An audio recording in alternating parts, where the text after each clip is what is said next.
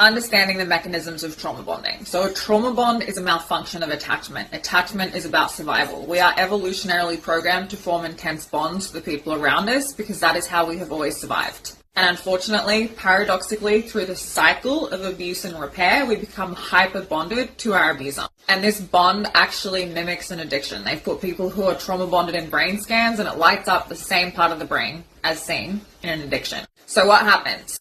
In the bad times, your system is flooded with cortisol, which is the stress hormone. And then in the good times, you get a big hit of dopamine, which is the reward chemical, and oxytocin, which is the love hormone. And this essentially makes you addicted to your toxic, abusive, narcissistic, or psychopathic partner. Trauma bonding happens at a biological level. It is not your fault, and it is the number one reason that people continue to return to abusive relationships. And there are all of these mechanisms that go along with trauma bonding in order for your brain to be able to keep you in the cycle and maintain that bond, because on a primal level, your system feels that it cannot survive without this person. So this is where we get things like betrayal blindness, which is where your mind is actively subconsciously suppressing the reality of what's going on in the relationship and who this person is. And then cognitive dissonance, where you cannot decide, are they good, are they bad, do they love me, do they hate me, are they the amazing love-bombing version I met in the beginning that shows up intermittently throughout the relationship, or the monster that they turn into, which leads to this almost dissociative state, this freeze state where you can't think your way out. The high levels of cortisol affect your hippocampus, which is where short-term memory is stored. You have brain fog, chronic fatigue.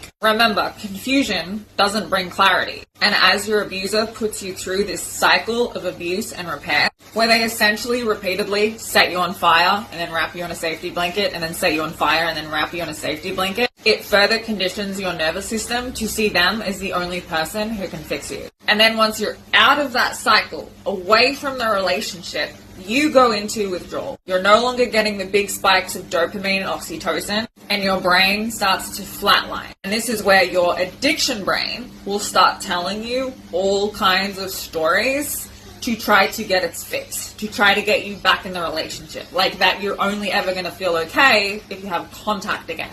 And this is where you start experiencing euphoric recall, which is where you can only think about the good times and you can't remember any of the bad. So when you're in the relationship, you're experiencing extreme memory issues where traumatic memories were being suppressed. And then when you are craving the relationship, all of the bad memories again become suppressed. So when someone asks, why don't you just leave? This is why.